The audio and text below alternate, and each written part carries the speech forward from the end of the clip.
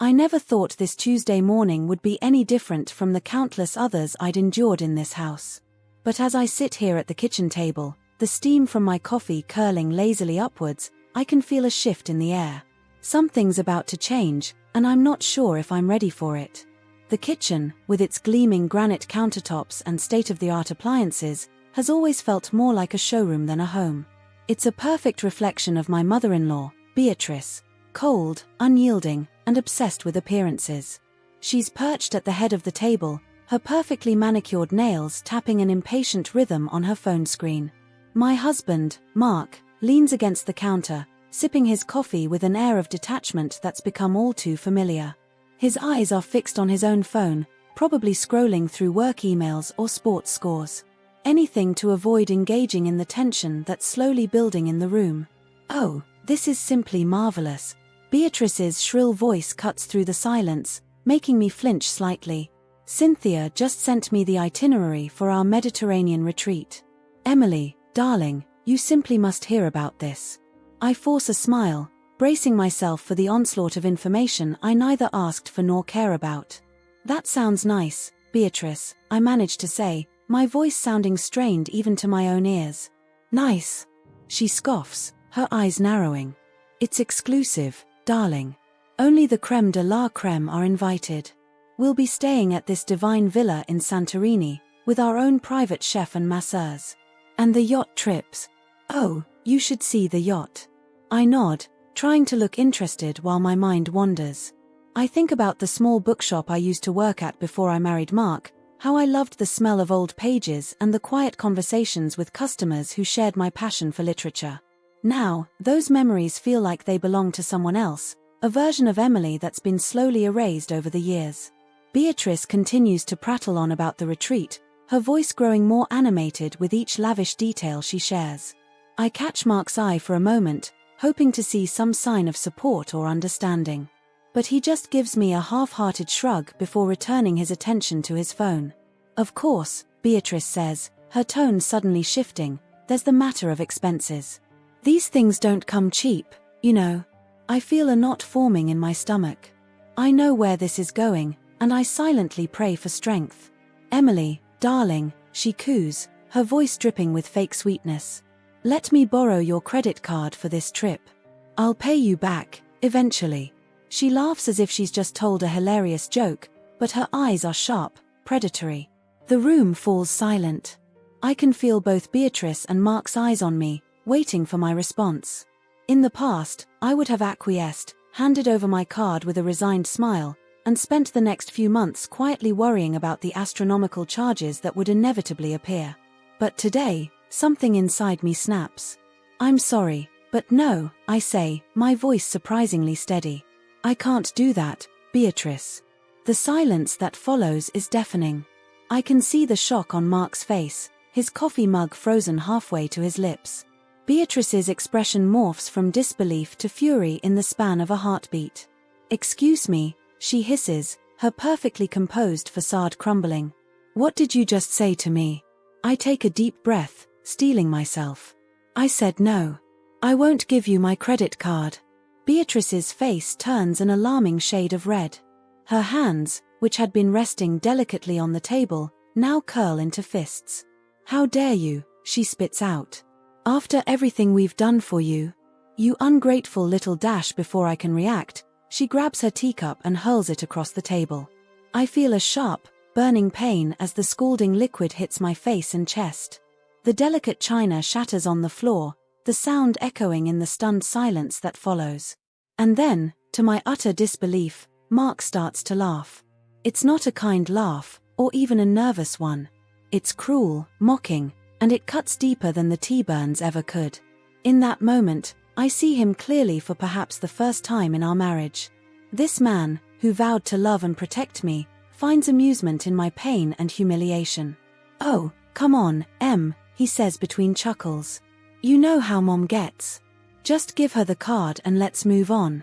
I stand up slowly, tea dripping from my chin onto my shirt. My skin stings, but it's nothing compared to the pain in my chest. "No," I say again, my voice stronger this time. "I won't." Beatrice rises as well, her eyes blazing with a fury I've never seen before. "You listen to me, you little gold digger," she snarls. "You either give me that card, or you can leave and never come back. Do you understand me?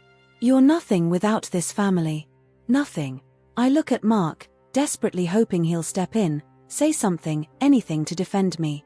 But he just stands there, that amused smirk still playing on his lips.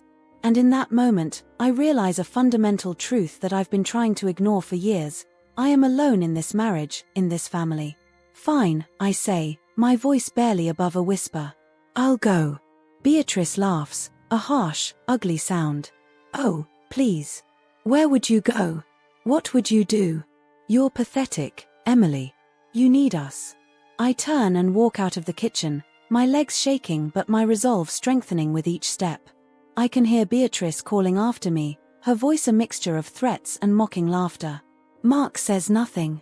As I climb the stairs to our bedroom, my mind is racing. I know I can't stay here, not after this. But Beatrice is right about one thing: where would I go? I've become so isolated over the years, cut off from friends and family. I've lost touch with who I used to be. I enter the bedroom and close the door behind me, leaning against it as I try to catch my breath. My face and chest still sting from the tea, and I can feel tears threatening to spill over. But I won't cry. Not now. Instead, I walk to the closet and pull out a suitcase. As I start to pack, I can hear Beatrice and Mark talking downstairs, their voices rising and falling. I try to block them out, focusing instead on what I need to take with me. Clothes, toiletries, important documents. My hands shake as I gather these things, the reality of what I'm doing slowly sinking in. I'm leaving. After years of enduring Beatrice's emotional abuse and Mark's indifference, I'm finally taking a stand. I pause when I come across a photo album tucked away in the back of the closet. I flip it open, and my breath catches in my throat. There I am, smiling widely on my college graduation day. Another photo shows me laughing with friends at a cafe. I barely recognize that carefree, confident young woman.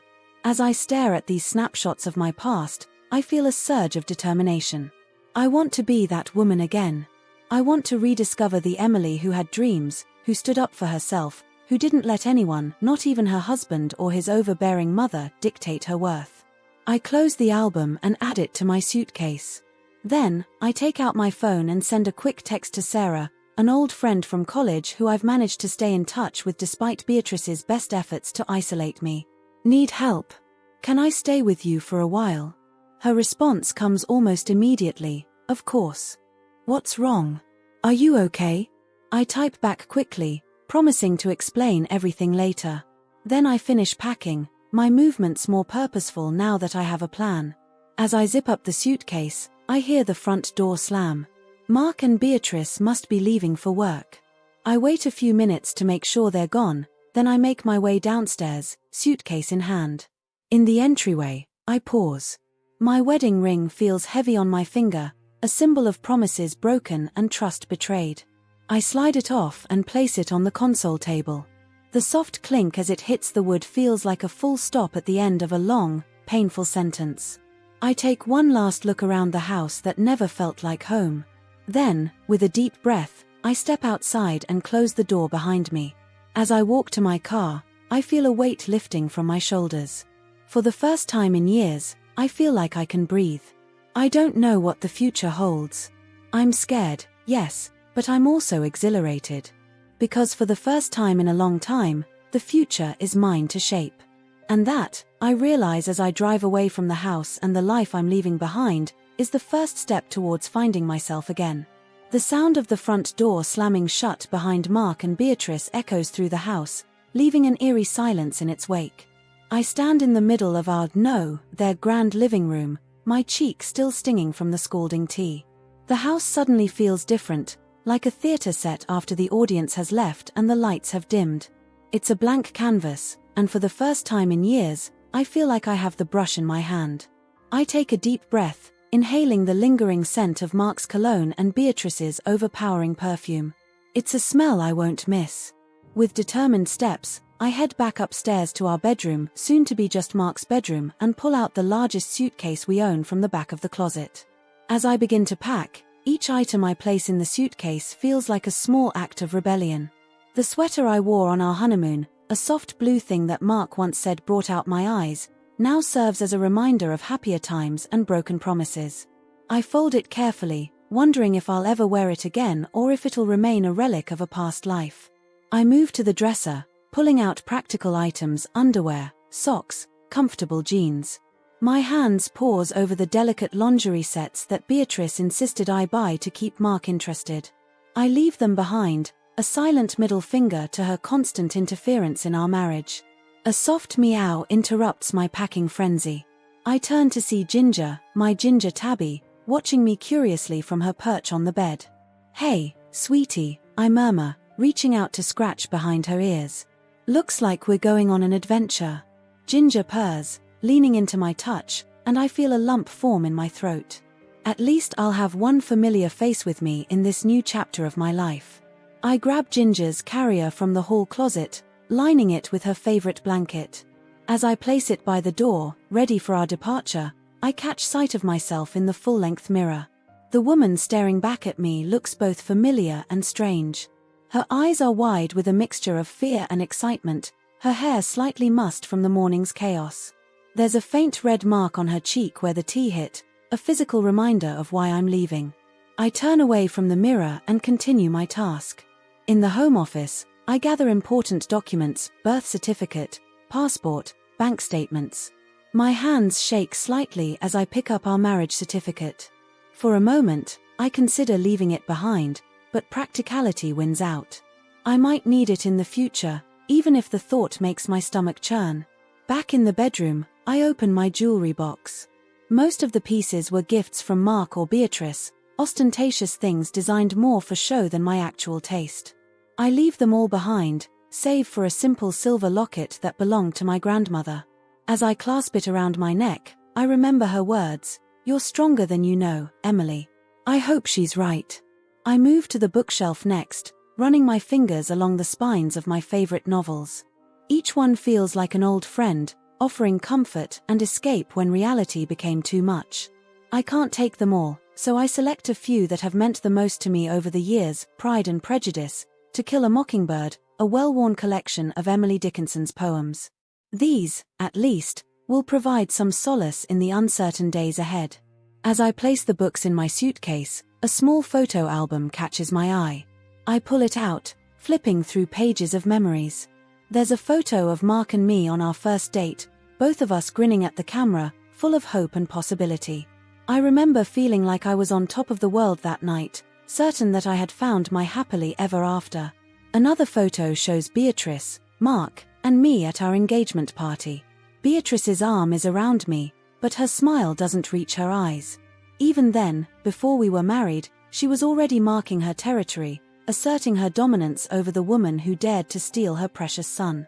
I close the album with a sigh, adding it to my suitcase. These memories, both good and bad, are part of my story. I won't erase them, but I won't let them define my future either. With my packing nearly complete, I take one last look around the room that has been my prison for the past 5 years. The king-size bed with its mountain of decorative pillows that Beatrice insisted on. The heavy curtains that always made the room feel claustrophobic, no matter how bright the day outside. The abstract painting on the wall that I never understood but pretended to appreciate because Mark's mother chose it. I realize now how little of myself is actually in this room, in this entire house. It's as if I've been slowly fading away, becoming a ghost in my own life. But not anymore. Today, I'm choosing to become solid again, to take up space, to matter. I zip up my suitcase and take a deep breath. The hardest part is yet to come.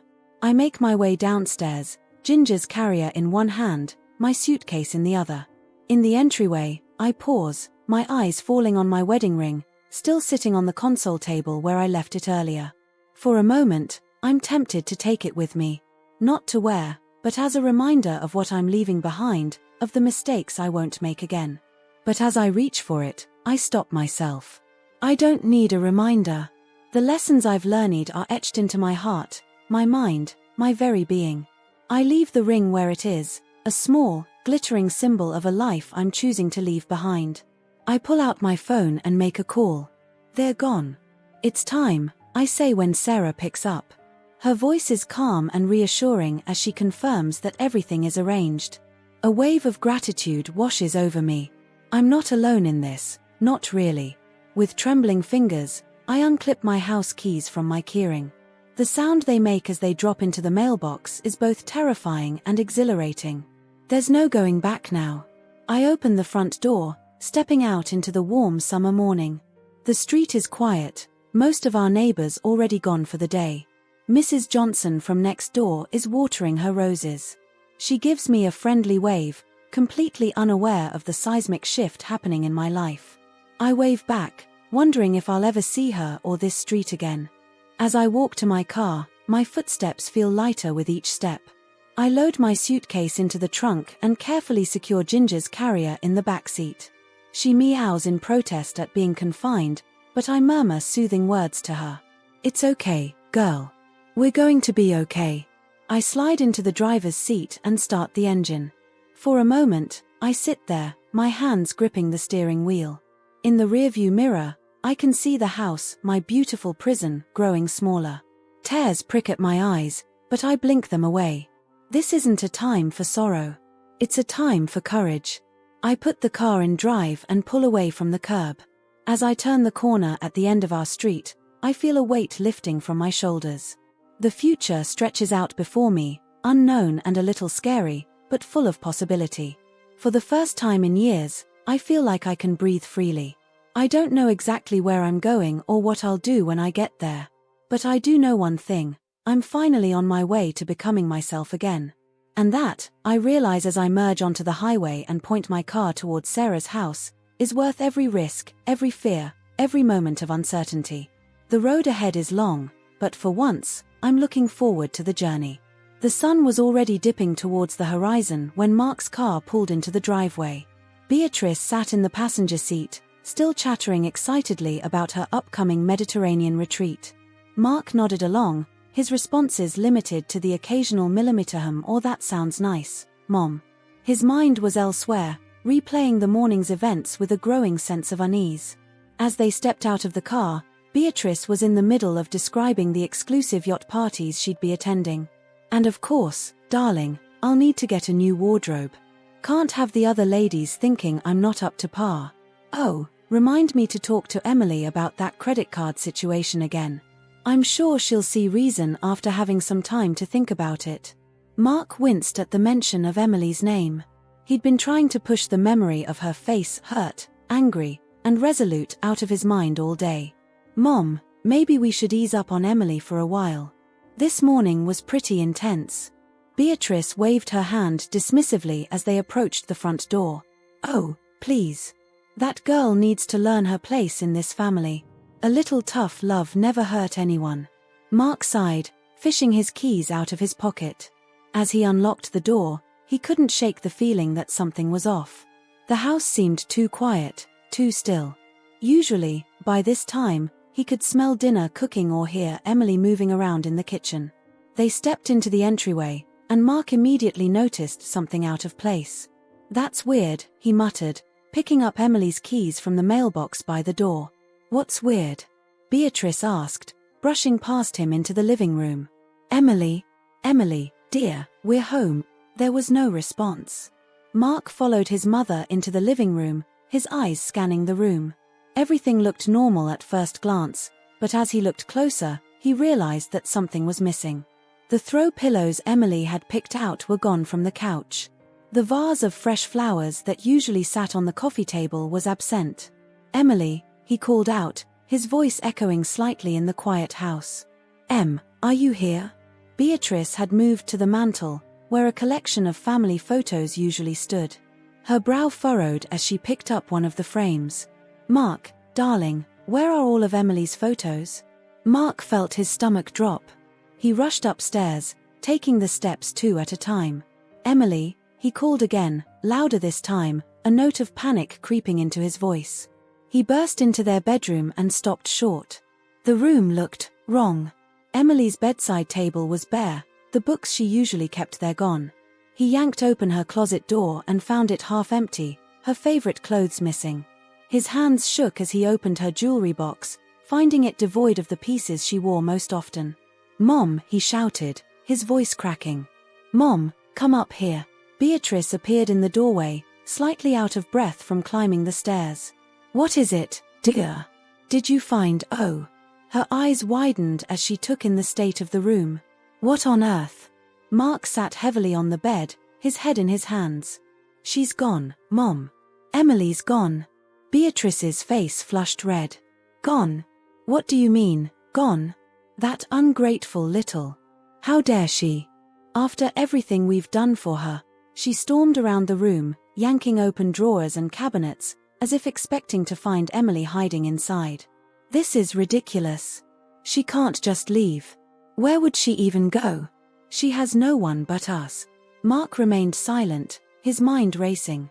He thought about the look in Emily's eyes that morning, the quiet determination in her voice when she'd refused to give Beatrice her credit card. He should have seen this coming. He should have done something. "Mark." Beatrice's sharp voice cut through his thoughts. "Don't just sit there. Do something. Call her friends, her family. She can't have gone far." Mark pulled out his phone with trembling hands, scrolling through his contacts. It was then that he realized he didn't know who to call. Emily's friends? He couldn't remember the last time she'd mentioned going out with anyone. Her family? They'd never been close, and he couldn't recall the last time Emily had spoken to them. I don't know who to call, Mom," he admitted, his voice small. Beatrice threw up her hands in exasperation. "Useless. Both of you, utterly useless." "Fine, I'll do it myself." She pulled out her own phone and began dialing furiously, muttering under her breath. Mark stood up and wandered back downstairs, feeling dazed. In the living room, he noticed more missing items: Emily's favorite throw blanket, the painting she'd bought on their honeymoon. How had he not noticed how empty the house felt when they first walked in? His eyes fell on the console table in the entryway, and his breath caught in his throat. There, glinting in the fading afternoon light, was Emily's wedding ring. He picked it up, the small circle of metal feeling impossibly heavy in his hand. "She's really gone," he whispered to himself, the reality of the situation finally sinking in. Upstairs, he could hear Beatrice's voice rising in anger as she left message after message on Emily's voicemail. "Emily, this is childish and irresponsible. Come home this instant. Emily, if you don't call me back right now, I swear I'll." "Emily." Mark sank onto the couch, Emily's ring clutched tightly in his fist. He thought back over the past few years of their marriage. When had things gone so wrong? When had he stopped seeing Emily, really seeing her? He remembered the bright, vivacious woman he'd fallen in love with, how her eyes used to light up when she talked about her dreams, her passions. When was the last time he'd seen that light? He was so lost in his thoughts that he almost didn't hear the knock at the door. It was only when it came again, louder and more insistent, that he snapped back to reality. "Mom," he called out. "Someone's at the door." Beatrice came thundering down the stairs, her face flushed with anger. "Well, aren't you going to answer it? It's probably Emily, coming to her senses and crawling back." Mark doubted that, but he got up and walked to the door anyway. Taking a deep breath, he opened it. Two men stood on the porch, dressed in impeccable suits that screamed lawyers. Their expressions were neutral, professional, but there was a hint of steel in their eyes that made Mark's stomach clench. "Good evening," one of them said, his voice smooth and controlled. "Is this the residence of Mark and Emily Harper?" Mark nodded mutely, a sense of dread washing over him. The man who had spoken produced a briefcase, opening it smoothly. "Excellent. We're here representing Mrs. Emily Harper. Or should I say, Ms. Harper." Behind Mark, Beatrice gasped. "What is the meaning of this?" she demanded, pushing past Mark to confront the men. "Where is Emily? What have you done with her?" The second man spoke up, his tone calm but firm.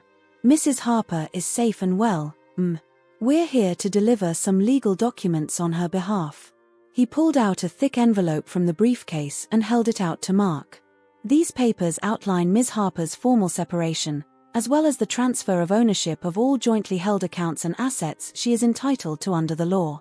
Mark took the envelope, his hand shaking. "I don't understand," he mumbled. "This morning, everything was. I mean, we had a fight, but—" "I'm afraid Ms. Harper has made her intentions quite clear," the first man said.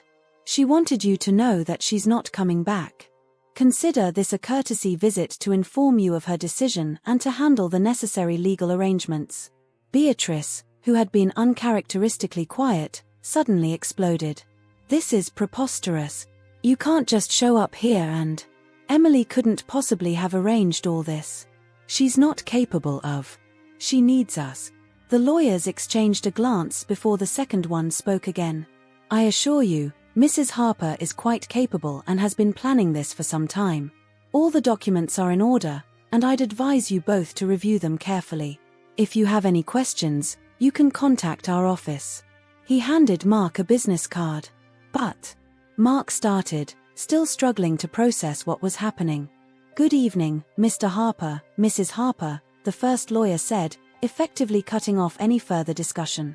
"We'll be in touch if any further action is required." With that, they turned and walked back to their car, leaving Mark and Beatrice standing in the doorway, stunned into silence. As the lawyer's car pulled away, Beatrice finally found her voice. "This is your fault," she shrieked at Mark. "If you had kept that girl in line, none of this would have happened." Mark barely heard her. He was staring at the envelope in his hands, Emily's ring pressing into his palm where he still clutched it. The weight of his mistakes, his neglect, his failure to stand up for his wife, it all came crashing down on him at once. For the first time in years, Mark began to cry. The two men at the door stood in stark contrast to the chaos unfolding inside the Harper household. Their crisp suits and impassive expressions seemed to absorb the tension radiating from Mark and Beatrice, reflecting nothing but cool professionalism. "Mr. Harper, Mrs. Harper," the taller of the two men began, his voice steady and authoritative. "My name is Daniel Lawson, and this is my colleague, James Chen. We're from Lawson, Chen, and Associates, representing Ms. Emily Harper in her separation proceedings." Mark felt as if the ground was shifting beneath his feet. He gripped the doorframe for support, his other hand still clutching Emily's wedding ring. "Separation proceedings," he echoed, his voice barely above a whisper. Beatrice, however, was not rendered speechless. She pushed past Mark, her face flushed with anger. "Now see here," she began, her voice shrill. "I don't know what kind of game Emily thinks she's playing, but this is completely unacceptable. You can't just waltz in here and dash. I assure you, Mrs. Harper, this is no game," Mr. Chen interrupted smoothly. "Ms. Harper has initiated legal proceedings for separation, and we're here to serve the necessary documents." He held out a thick envelope to Mark, who took it with trembling hands. Mark stared at the envelope as if it might bite him. His name and Emily's were printed neatly on the front, the word separation agreement stamped in bold red letters beneath. It felt surreal, like a prop in some twisted play he didn't realize he was starring in. "May we come in?" Mr. Lawson asked, his tone making it clear it wasn't really a question. "There are some matters we need to discuss." Numbly, Mark stepped aside, allowing the lawyers to enter. Beatrice looked as if she might object, but for once, she held her tongue, her eyes darting between the men and the envelope in Mark's hands. They moved to the living room, the lawyers taking seats on the couch while Mark sank into an armchair. Beatrice remained standing, her arms crossed tightly over her chest. "Now," Mr. Lawson began, opening his briefcase and pulling out several documents, "I'll give you a brief overview of the separation agreement. Ms. Harper is seeking an equitable division of assets acquired during the marriage. This includes—" As the lawyer continued, outlining the details of bank accounts to be frozen, properties to be evaluated, and assets to be divided, Mark found it increasingly difficult to focus. His mind kept returning to that morning, Emily's quiet defiance, the tea splashing across her face, his own callous laughter. How had he let things get to this point? Additionally, Ms. Harper has requested a restraining order against Mrs. Beatrice Harper, Mr. Chen was saying, snapping Mark back to the present. "A what?" Beatrice screeched, her composure finally shattering. "A restraining order? Against me? This is preposterous. I've never laid a hand on that girl." Mr. Chen's expression remained impassive. "The request cites a pattern of emotional and verbal abuse," Mrs. Harper. This morning's incident with the tea is mentioned specifically. Mark felt a wave of shame wash over him. He had stood by and laughed while his mother assaulted his wife. What kind of man did that make him? This is all a misunderstanding, he found himself saying, though the words sounded hollow even to his own ears. If I could just talk to Emily, I'm sure we could work this out. Mr. Lawson shook his head. I'm afraid that won't be possible, Mr. Harper. Ms. Harper has made it clear she does not wish to have any direct contact with you or your mother at this time. All communication should go through our office. She can't do this, Beatrice interjected, her voice rising. She has no right. Mark, tell them. Tell them how we've given her everything, how she'd be nothing without us. Mark opened his mouth, but no words came out. He thought about Emily, her bright smile when they first met, the way her eyes used to light up when she talked about her dreams, the gradual dimming of that light over the years of their marriage. Had they really given her everything? Or had they slowly taken everything away? Mrs. Harper, Mr. Chen said, his tone sharp, I'd advise you to be very careful about what you say. Statements like that could be construed as further evidence of emotional abuse. Beatrice's mouth snapped shut, her face turning an alarming shade of red. For a moment, Mark thought she might actually lunge at the lawyers. Instead, she turned on her heel and stormed out of the room, the sound of her footsteps echoing as she climbed the stairs. In the silence that followed, Mark finally found his voice. I don't understand, he said quietly. How, when did she plan all this? Mr. Lawson's expression softened slightly. Mr. Harper, these things rarely happen overnight. From what we understand, Ms. Harper has been considering this course of action for some time. This morning's events were simply the catalyst. Mark nodded slowly, the weight of years of neglect and complacency settling heavily on his shoulders. He thought about all the times he'd dismissed Emily's concerns, all the times he'd sided with his mother instead of his wife, all the little moments he'd missed or ignored that had led to this point. What happens now? He asked, his voice barely above a whisper. We'll leave these documents with you, Mr. Chen replied, gesturing to the papers spread out on the coffee table. I strongly advise you to review them carefully and seek your own legal counsel. There's a preliminary hearing scheduled for next week to address the immediate concerns, such as the freezing of joint accounts and the temporary restraining order. Mark nodded again, feeling as if he was moving through a thick fog. And Emily? Is she okay? The lawyers exchanged a glance before Mr. Lawson responded. Ms. Harper is safe and being well taken care of, Mr. Harper. That's all we can say at this time.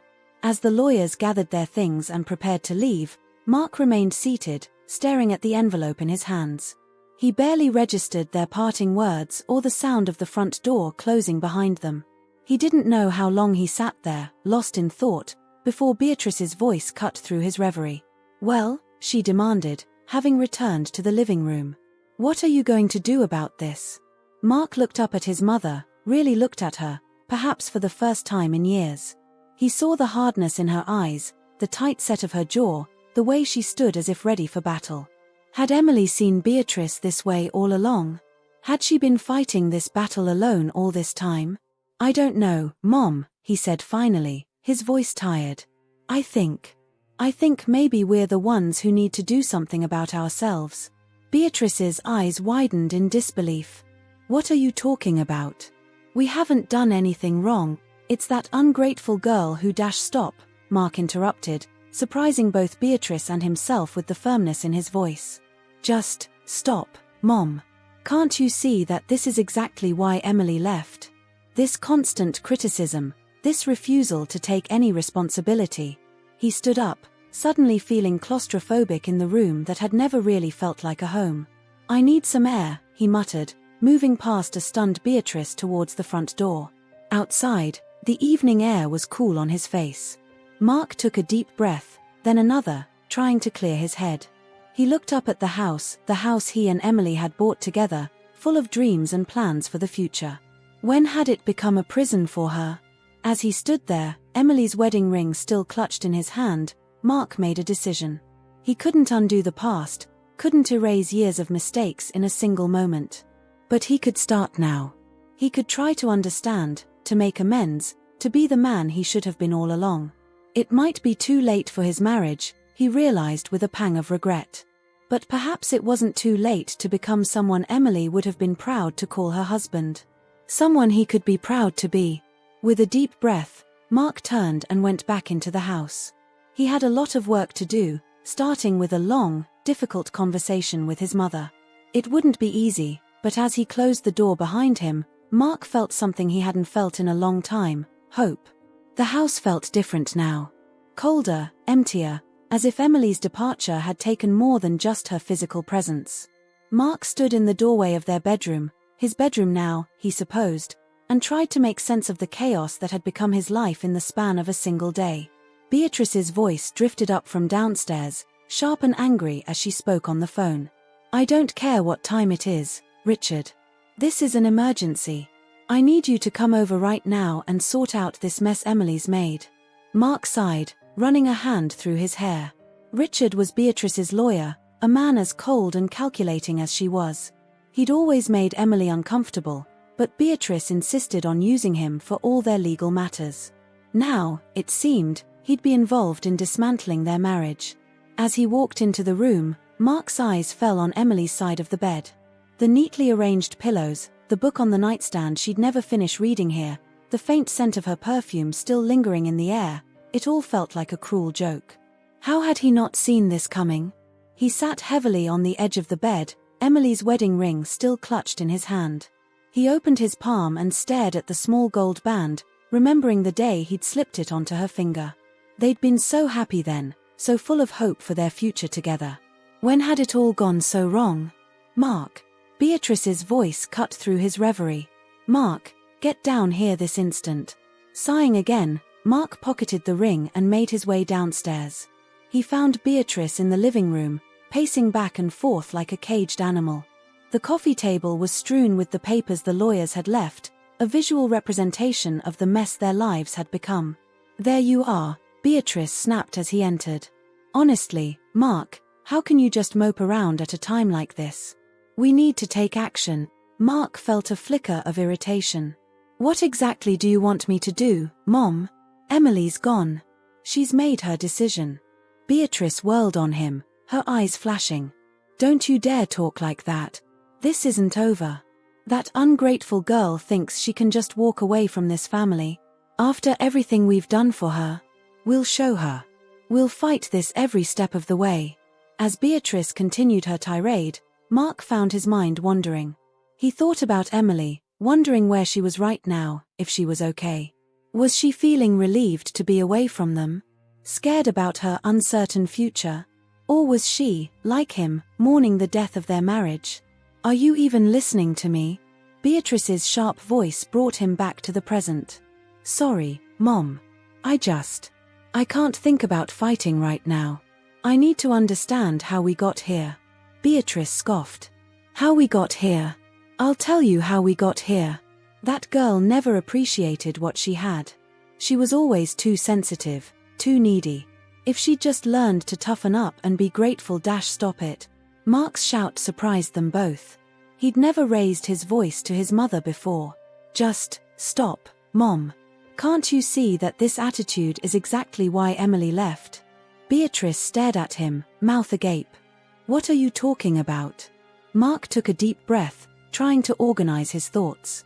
"Think about it, Mom. When was the last time we asked Emily what she wanted? When was the last time we considered her feelings before making a decision that affected her life?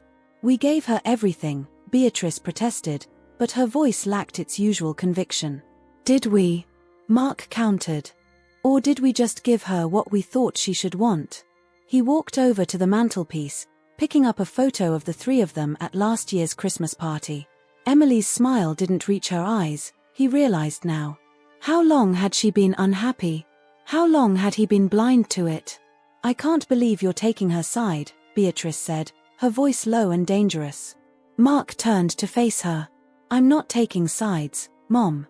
I'm trying to understand. And maybe it's time we both did some self-reflection." Beatrice opened her mouth to argue, but was interrupted by a knock at the door. "That'll be Richard," she said instead, smoothing her hair and straightening her posture. He'll know what to do. As Beatrice went to let the lawyer in, Mark sank onto the couch, suddenly feeling exhausted. He picked up the separation agreement, forcing himself to actually read it this time. The legal jargon swam before his eyes, but certain phrases stood out starkly. Irreconcilable differences. Emotional distress. Equitable division of assets. Each word felt like a nail in the coffin of his marriage. He was still staring at the document when Beatrice returned with Richard, a tall, austere man whose presence seemed to suck all the warmth out of the room. "Mark," Richard nodded curtly before turning to Beatrice. "Now, what's this emergency?" As Beatrice launched into an explanation, her voice rising with each word, Mark found himself tuning out again. Instead, he thought about Emily, not as she had been these past few years, quiet and withdrawn, but as she was when they first met. Her laugh, bright and uninhibited. The way her eyes lit up when she talked about her dreams of opening a bookstore. The gentle touch of her hand on his arm when he was stressed about work. When had he stopped noticing these things? When had he started taking her for granted? "Restraining order is ridiculous, of course," Richard was saying when Mark tuned back in. "We'll fight that immediately. As for the division of assets, no," Mark said quietly. Both Beatrice and Richard turned to look at him. "What did you say?" Beatrice demanded. Mark stood up, feeling more certain with each passing moment. "I said no. We're not going to fight the restraining order." "Don't be absurd," Richard scoffed. "Your mother has every right to " "My mother," Mark interrupted, "threw a cup of hot tea in my wife's face this morning. And I stood by and let it happen. Hell, I laughed." The shame of that moment washed over him anew. If Emily feels she needs protection from us, then that's on us, not her. Beatrice's face had gone pale. "Mark, you can't seriously " "I am serious, Mom," Mark said firmly. "For once in my life, I'm going to do the right thing. We're not going to fight Emily on this. We're going to respect her wishes, and we're going to take a long, hard look at our own behavior." Richard cleared his throat. "Mr. Harper, I must advise against this course of action. If you don't contest these terms, you stand to lose." "I've already lost what matters most," Mark interrupted. "My wife is gone, and it's my own fault. I'm not going to compound that by fighting her on this." He turned to Beatrice, whose expression was a mix of shock and fury. "Mom, I love you. But this has to stop. The way we've been treating Emily, the way we've been living our lives, it's not right. And I'm done pretending it is." Beatrice seemed to deflate before his eyes, sinking into an armchair. "What are you saying, Mark?" Mark took a deep breath. "I'm saying that things need to change. Starting with me. I'm going to sign these papers, Mom. I'm going to give Emily the clean break she deserves. And then I think I need some time on my own. To figure out who I am without you constantly telling me what to do." The silence that followed was deafening. Richard looked between mother and son, clearly unsure how to proceed. Beatrice stared at Mark as if seeing him for the first time. Finally, she spoke, her voice barely above a whisper. "You'd choose her over your own mother?" Mark shook his head. "This isn't about choosing, Mom. It's about doing what's right. For Emily, for me, and yes, even for you. We can't go on like this." He picked up a pen from the coffee table and, before he could second-guess himself, signed his name on the separation agreement. As he did, he felt something shift inside him, a weight lifting, yes, but also a dawning realization of the long, difficult road ahead. "Richard," he said, turning to the lawyer, "please ensure these get filed properly. And let Emily's lawyers know that we won't be contesting any of her terms." Richard nodded, gathering up the papers. As he and Beatrice saw him out, Mark remained in the living room, Emily's wedding ring once again in his hand. He thought about the future, uncertain, scary, but also full of potential for growth and change. For the first time in years, Mark felt like he was finally becoming the man he'd always wanted to be. He just wished it hadn't taken losing Emily to get him there. The morning sun streamed through the gauzy curtains, painting warm patterns on the hardwood floor of Emily's new apartment. She sat curled up in an oversized armchair, a steaming mug of tea cradled in her hands, and gazed out at the bustling city street below. The noise of traffic and pedestrians drifted up, a constant reminder of the vibrant life happening just outside her window. It had been 3 weeks since she'd left Mark and Beatrice, 3 weeks of alternating between exhilarating freedom and paralyzing fear. But sitting here, in this moment, Emily felt something she hadn't experienced in years: peace. Ginger, her ginger tabby, stretched lazily on the windowsill, basking in a patch of sunlight. Emily smiled, remembering how anxious she'd been about how Ginger would adapt to their new home. But cats, it seemed, were far more resilient than humans. Ginger had taken to the apartment with ease, claiming favorite spots and establishing new routines as if she'd always lived here. Emily wished she could say the same for herself. While the relief of escaping her toxic marriage was immense, the reality of starting over at 32 was daunting. She took a sip of her tea, savoring the warmth and familiar taste. It was the little things like this, being able to choose her own tea, drink it from whatever mug she liked, sit wherever she wanted, that reminded her she'd made the right choice. Her phone buzzed on the side table, and Emily reached for it, smiling when she saw the message was from Sarah. "Hey Em, just checking in. How are you settling in? Need anything?" Emily's heart swelled with gratitude. Sarah had been her rock through all of this, offering not just a place to stay in those first tumultuous days, but unwavering support and encouragement.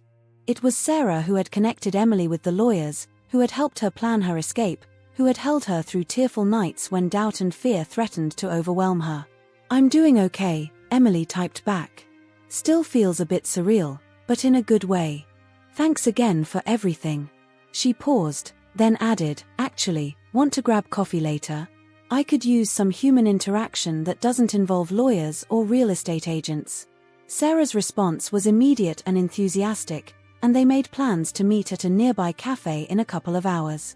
Setting her phone down, Emily stood and stretched, her gaze falling on the stack of moving boxes still piled in the corner. She'd been procrastinating on unpacking, part of her still not quite believing this was real, that she was really free. With a determined nod to herself, she crossed the room and opened the top box. It was filled with books. Of course it was, Emily thought with a chuckle. Books had always been her escape, her comfort. She began pulling them out, running her fingers over familiar spines, remembering when and where she'd acquired each one.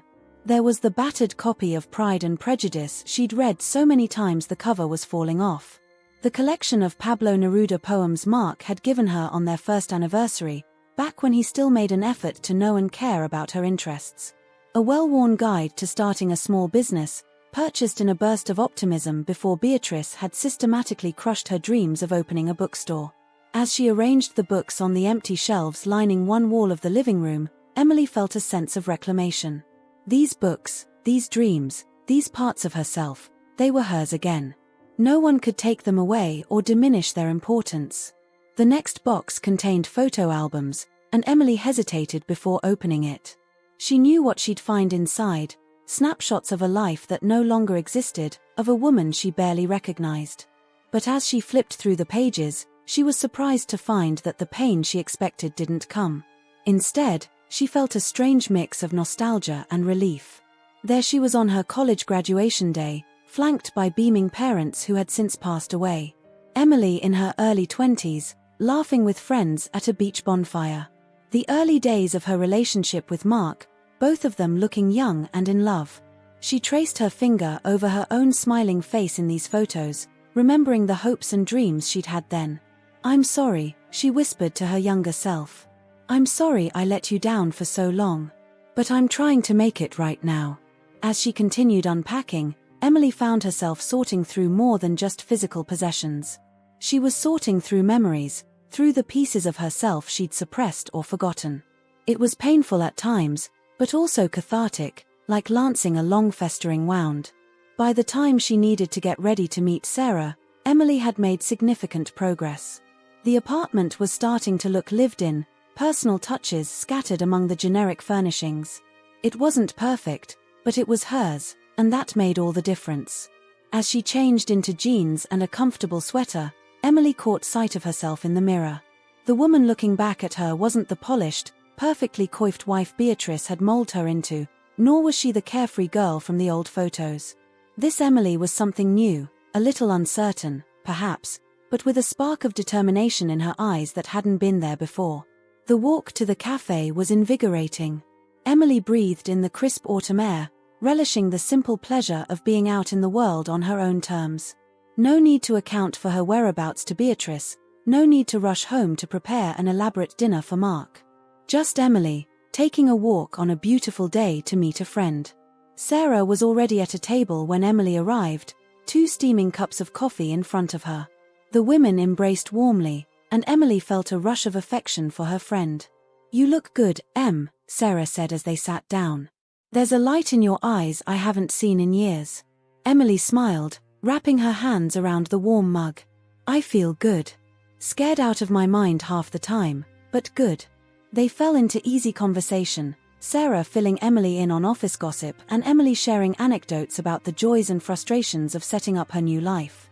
It felt wonderfully normal, sitting here laughing with a friend, as if the past few years of isolation had never happened. As their talk turned to more serious matters, Sarah's expression grew concerned. "Have you heard anything from Mark or Beatrice?" she asked gently. Emily shook her head. "Not directly. The lawyers said Mark signed the separation agreement without contest. I'm not sure how I feel about that, to be honest." Sarah reached across the table, squeezing Emily's hand. "That's okay, you know. It's okay to have complicated feelings about all this. You were with him for a long time." Emily nodded, blinking back unexpected tears. "I know. It's just, part of me wished he would fight for me, you know? Even though I know that's not what I really want. Does that make me a terrible person?" "Oh, honey, no," Sarah said firmly. "It makes you human. You're allowed to mourn the end of your marriage, even if leaving was the right thing to do." They sat in companionable silence for a moment, each lost in thought. Then Sarah's face brightened. "Oh, I almost forgot. I have some news that might cheer you up." Emily raised an eyebrow, intrigued. "Oh." Sarah grinned. "You remember my cousin Jake? The one who owns that little bookshop downtown? Well, he's looking for help. Said something about wanting to expand, maybe add a cafe. I might have mentioned that I knew someone with excellent taste in books and a head for business."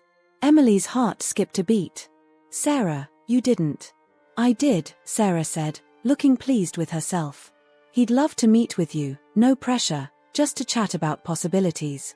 What do you think?" For a moment, Emily couldn't speak. The idea of working in a bookstore, of possibly having a hand in shaping its future, it was everything she'd ever dreamed of, everything she'd given up hope of ever achieving. I think I'd like that," she said finally, a smile spreading across her face. "I'd like that a lot." As they left the cafe an hour later, plans made for Emily to meet Jake the following week, Emily felt a surge of excitement she hadn't experienced in years. The future stretched out before her, no longer a source of dread but a canvas of possibilities. Walking back to her apartment, Emily's step was lighter, her head held higher. She knew there would still be difficult days ahead. The legal proceedings weren't over, and she had years of emotional baggage to work through. But for the first time in a long time, she felt hopeful. As she turned the key in the lock of her apartment door, Emily paused, taking in the sounds and smells of her new home. Ginger greeted her with a meow, winding around her ankles. Emily scooped the cat up, burying her face in soft fur. "We're going to be okay, Ginger," she murmured. "Better than okay. We're going to be happy." And as she stood there, holding her cat and looking out at the city that was slowly becoming home, Emily believed it. This wasn't just an ending, she realized. It was a beginning, her new beginning. And she was ready to embrace it, whatever challenges and joys it might bring.